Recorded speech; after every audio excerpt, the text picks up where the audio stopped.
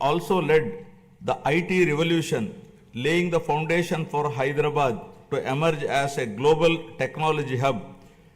Due to the state's early focus on IT, the Telugu diaspora has witnessed this transformation firsthand, with the per capita income of non-resident Telugus being among the highest in the USA.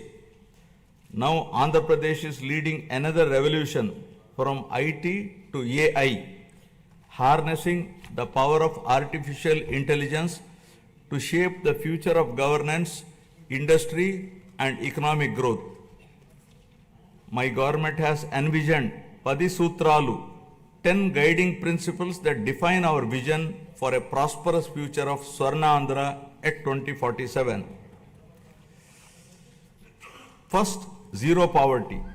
Number 2, human resources development and population management.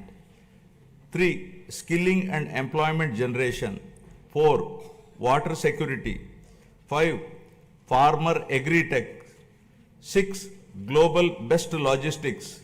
7, cost optimization, energy and fuel. 8, product perfection. 9, Swachha Andhra. 10, deep tech integration. Now first, Swarna Andhra at 2047. My government, guided by the vision of Viksit Bharat, is implementing a comprehensive roadmap to achieve Swarna Andhra at 2047 with a people-first approach.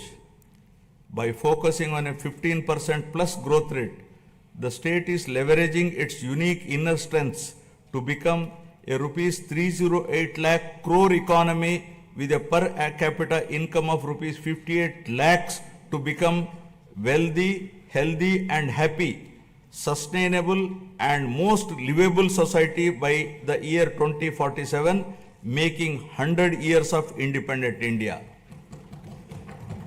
Zero poverty. Achieving zero poverty is the next few years through empowering individuals and families is a prerequisite in the journey of Swarna Andhra at 2047. We have launched the NTR Bharosa, which is the single largest welfare program in India to provide pensions at the doorstep on 1st of every month. No other state has such a massive DBT welfare scheme. Under the scheme, the monthly pension for senior citizens has been increased from rupees 3,000 to rupees 4,000, for differently abled rupees 3,000 to rupees 6,000 per month. Overall, around 64 lakh people, including 8 lakh differently abled people, are benefiting from the scheme, incurring an expenditure of rupees 33,312 crores per annum, with 29,281 crores dispersed till now. To ensure food security for the underprivileged, we have strengthened the public distribution system and also revived 204 Anna canteens offering nutritious meals at a nominal price of rupees 5, leaving no one hungry. With a focus on education, social security and economic empowerment of weaker sections of communities, we are implementing the pre-matric and post-matric scholarship for SC, ST, BC and minority students. We have revived economic support schemes for SC, ST, BC and minorities by allocating rupees 2,000 crores with a special focus on encouraging entrepreneurship and income generation activities. We are providing free power up to 200 units for SC and ST households. For the categorization of SCs, the government has constituted a one-man commission to determine the modalities of categorization. Our government is committed to the overall socio-economic development of 27.39 lakh scheduled tribes, including 4.93 lakh particularly vulnerable tribal groups. This is being achieved by implementing welfare and developmental activities in different sectoral domains like education, health, infrastructure, livelihoods, skill development and self-employment of tribals in ITDA areas. Backward classes are the backbone of society, and our government is committed to their economic, social, and political empowerment. To uplift BC communities, we have implemented several key initiatives, including the establishment of Swarnakara Corporation, releasing rupees 896 crores to different corporations for income generating activities. Additionally, we have passed a resolution to provide 33% reservations for BCs in the State Assembly, which has been forwarded to the Government of India. We are working towards provision of 34% reservation in local bodies and nominated posts. We have prepared a roadmap for enactment of a special BC Protection Act, ensuring long-term welfare and rights for the community.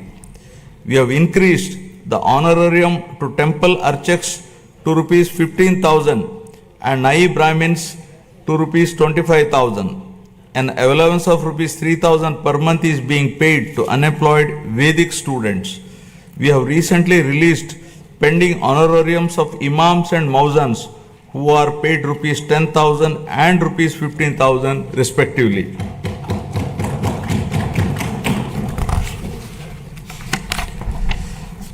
For the welfare of women, our government has introduced a Deepam 2 scheme which provides 3 free gas cylinders annually, ensuring access to essential cooking fuel and enhancing the quality of life, especially of women in financially weak households. It has already benefited 86.50 lakh households with a total disbursement of rupees 686 crore to date. My government is committed to provide permanent houses to all the eligible households in the state by the end of 2029 in a saturation mode, duly providing house sites wherever required in the name of housing for all.